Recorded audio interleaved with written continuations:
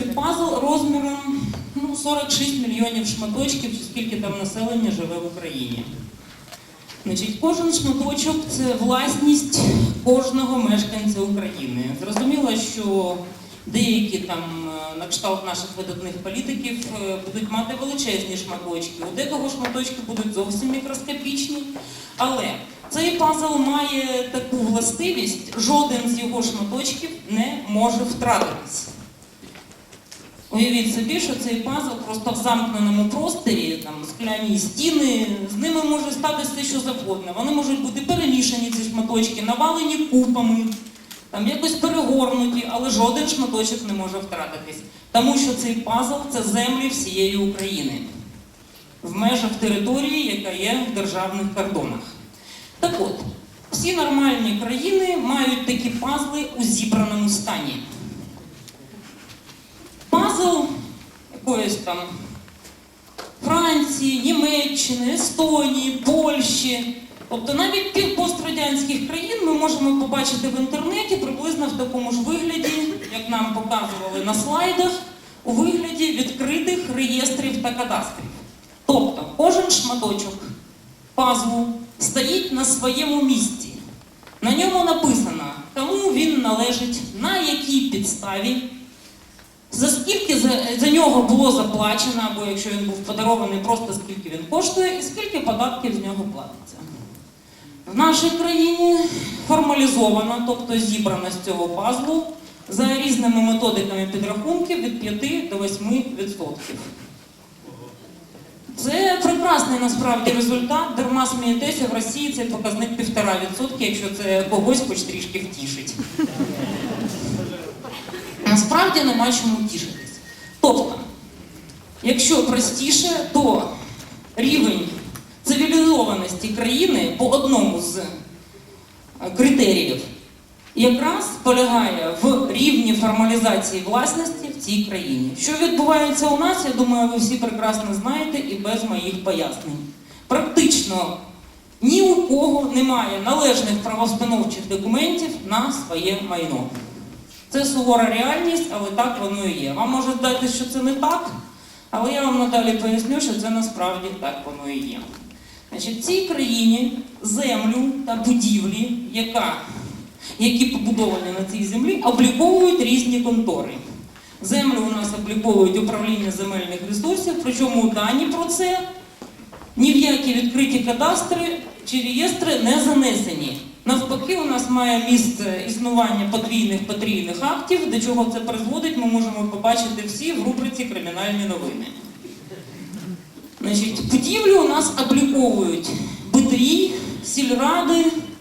Мін'юст у 2004 році намагався підкласти під себе ведення реєстрів, але з цього нічого не вийшло, тому що найбільше БТІ країни, на кшталт Київського, Одеського і так далі, просто не лягли під Мін'юст і відмовилися вступати в цю схему. Ну, зрозуміло, це величезний масив даних. Я думаю, навіть ви чули про існування приватних реєстрів та кадастрів, в яких дані, які були, м'яко кажучи, експропрійовані з офіційних баз даних, з різних БТІ управлінь земельних ресурсів. За ці бази їх власники ретельно дбають, це дуже востребована послуга, тому що кожен хоче знати, що ж там з цим майном, яке людина збирається купити, аби дбав Боже не придбати кота в мішку. Офіційних реєстрів і кадастрів у нас немає. І на всіх ток-шоу, на яких я казала про це, просто було відповіддю гробове мовчання. Наші політики категорично уникають навіть обговорення цієї теми. В той же час перше, що зробили практично всі пострадянські країни, за виключенням нас, Росії, там, Узбекистанів, Киргизстанів і так далі, це було прийняття кількох нормативних актів. Це в Естонії, наприклад, закон про кріпосну книгу, там в Польщі, там, Румунії, всьому іншому закони про поземельну книгу, там, Латвія, Литва, все те саме. Тобто, по-перше, закон, в якому прописано, як вести облік всіх земель країни, тому що обліковуються саме землі, як юніти, разом з будівлями, які на них побудовані.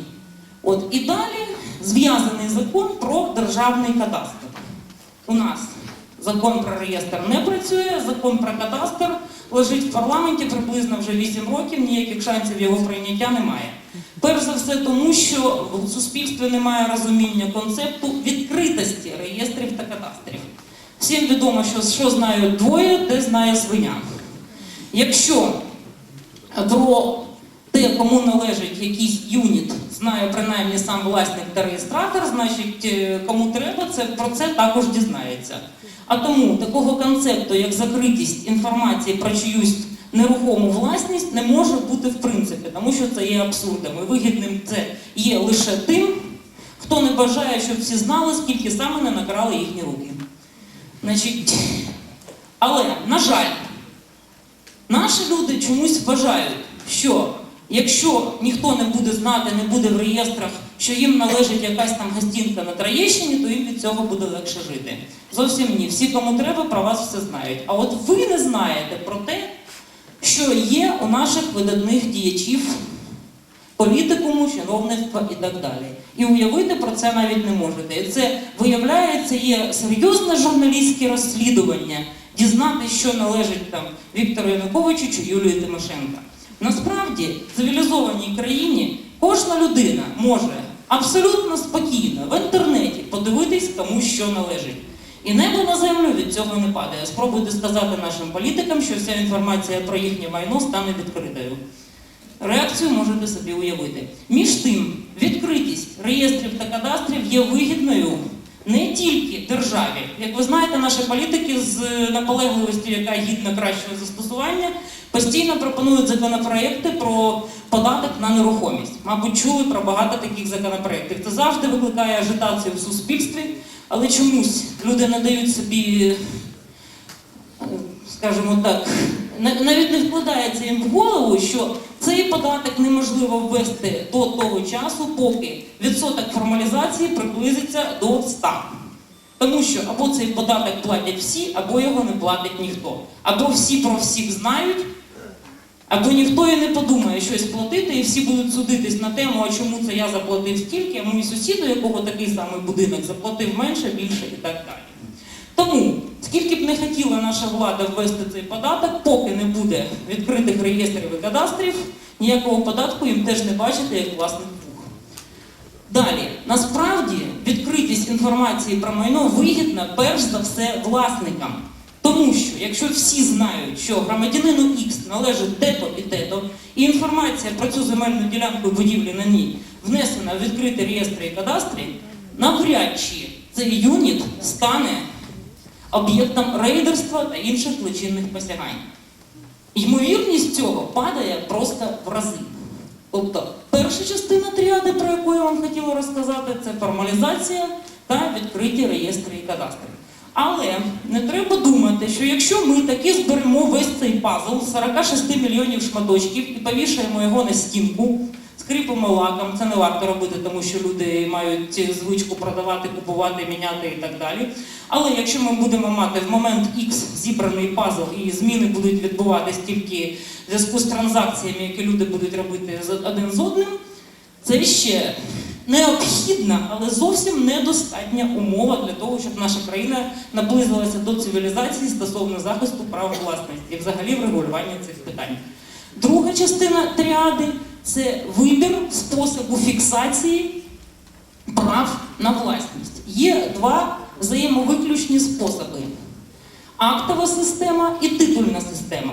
У нас зараз має місце актова система, тобто держава не несе абсолютно ніякої відповідальності за достовірність інформації, кому що належить. Все, що робить ця держава, це реєструє договори про транзакції якогось майна.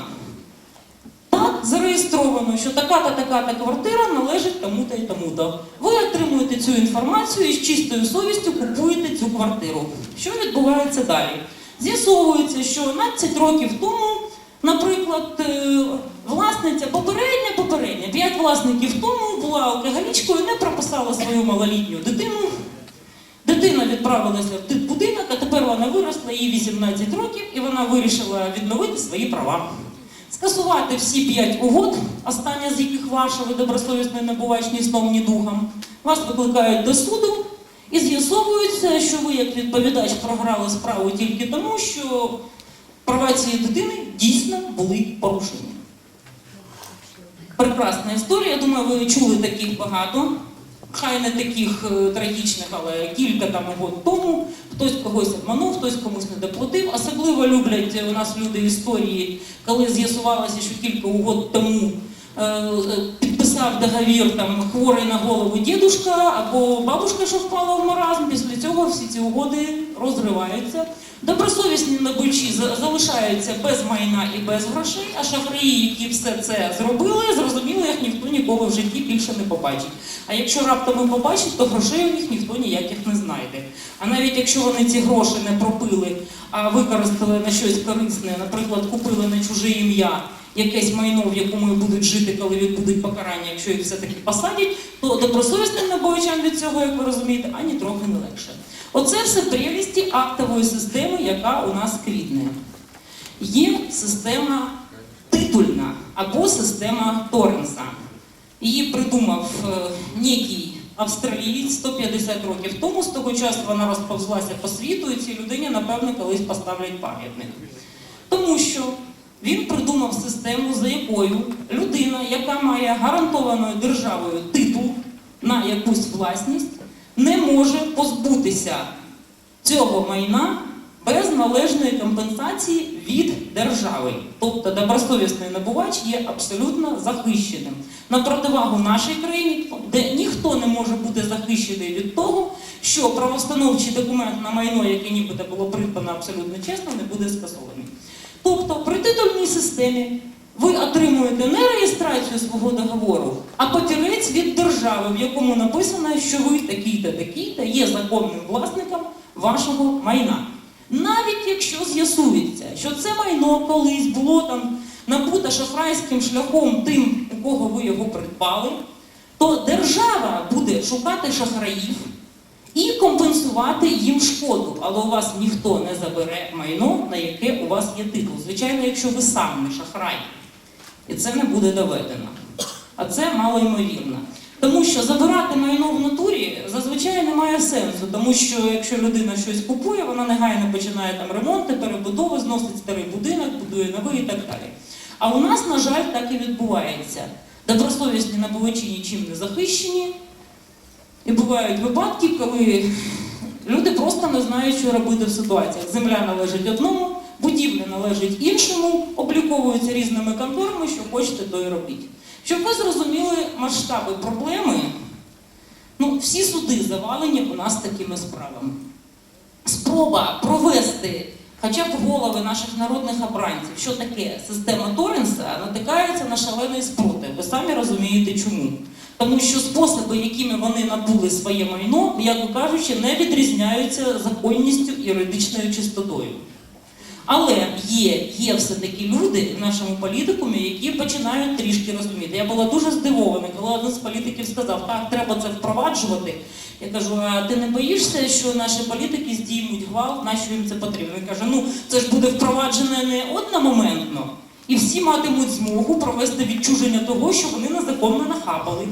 І купити щось чистеньке. Але якщо знайдуться такі хворі на голову, які не встигнуть це зробити за багато-багато років, значить вони тоді самі собі злібні буратіни. Значить, що ж вийшло? Перспективи ви можете оцінити, наприклад, по прикладу Естонії. У них населення, самі знаєте, яке, 1 мільйон з чимось, як третина Києва, територія теж самі знаєте, які. Розпочали вони формалізацію власності і впровадження титульної системи в 92-му році, зараз у них формалізовано приблизно 97% майна. Я спитала, як поживають решту 3%, вони кажуть, продовжуються судові суперечки. Уявіть собі населення України, її площу, і уявіть собі, скільки часу знадобиться Україні, навіть якщо вся країна прямо разом все кине всі чвари і під гаслом «формалізуйся» почне складати цей пазл. Але навіть система Торренса не врятує нашу країну без третьої частини цієї тріади, яка називається достатньо довга і складна. Алгоритми врегулювання конфліктів між співвласниками неподільного майна. Тобто, якщо простіше, от у мене є сини-близнюки. Коли їм в дитинстві давали одне яблуко на двох, оскільки вони близнюки, вони вбивали один одного доки від яблука нічого не залишалося. Але ми з чоловіком запропонували їм прекрасний алгоритм поділу. Викидається на Юзефа камінь, ножиці, папір, хто ділить, хто виграв, той ділить, а хто програв, потім обирає з двох половинок. Ви навіть не уявляєте, з якою точністю вони ділили це кляте яблуко.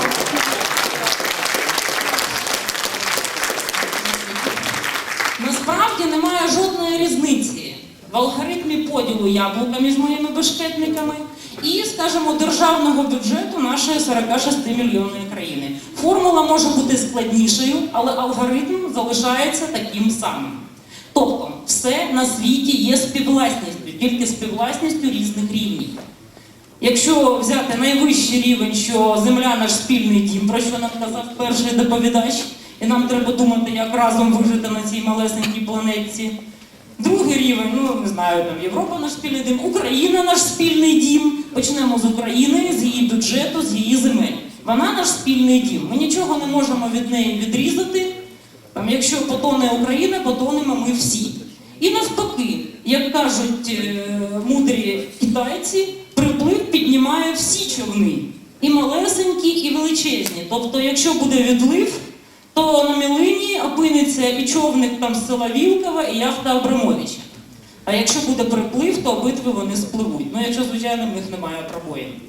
Тобто, це те, що вигідно абсолютно всім. Вміти ділити щось. От ми бачимо Україну, там її територіальний поділ, спускаємося на рівень нижче, територіальні громади.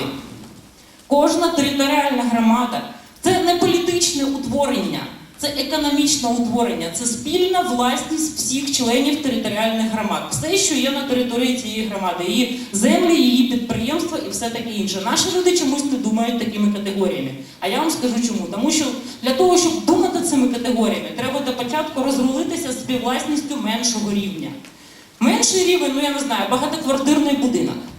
Можете уявити собі своїх сусідів, які б вийшли на вулицю і хоча б між собою з'ясували питання, скільки разів на тиждень треба вивозити сміття з їхнього будинку. Уявили собі, так? Тому що немає алгоритму, яким чином порахувати голоси цих мешканців, співвласників, власників квартир, і зовсім не зрозуміло, скільки там кворум і як це рахувати. Тому що наші багатоквартирні будинки ніколи в житті не обліковувалися як цілісні майнові комплекси. Хоча вони ними є, бо жодна квартира не може бути випалена з будинку, як шматочок з конструктору Лего. На жаль, навіть на такому рівні у нас немає нічого подібного. Що таке правила гри? Уявіть собі, просто найкращих футболістів світу всіх часів та народів, які зібралися там в дві команди, і тут у них зник суддя, і вони різко забули правила. Уявляєте собі цей футбол? От приблизно так ми живемо в нашій країні, без будь-яких алгоритмів розрулювання конфліктів між співвласниками. Причому цих алгоритмів немає не те, що для моїх дітей, які ділять яблука, а, наприклад, для Вані і Мані, які розлучилися і намагаються поділити якусь там гостинку на Троєщині. Вони бігають по судах мільйон років. Якщо вони достатньо обидва вперті, і не хочуть жоден з них там комусь або відкупити долю, або там продати цю кляту квартиру, поділити гроші. А якщо хтось з них виявляється крутішим суто фізично, або має більше зв'язки, або більше грошей, то це закінчується казна чим. Я якось попросила одного свого знайомого міністра провести дослідження в 21 райвідділі по всій країні, вибраних методом тику. Значить, питання полягало в тому, скільки заяв надходить цей райвідділ з приводу нерозв'язуваних в принципі суперечок співвласників неподільного майна. Тобто двоє впертих чи більше впертих ніяк не можуть це поділити, там з'ясувати питання і так далі. Я була просто вжахана цифрами, залежно від методик підрахунків, це від 1/5 до 1/3. Тобто, можливо, я перебільшую, але навряд чи третина ресурсу країни працює в холосту тільки тому, що в країні немає алгоритмів розв'язання суперечок між співвласниками неподільного майна. Всі ці алгоритми існували в давній Греції, в давньому Римі, а в Цивільному кодексі України в 21 сторіччі немає навіть поняття ідеальної та реальної частки. Тобто ви розумієте, що якщо квартира належить двом, а квартира не ділиться ні вздовж, ні впоперек, обидва володіють по одній другій ідеальній часті, які в реалі не виділяються ніяким чином.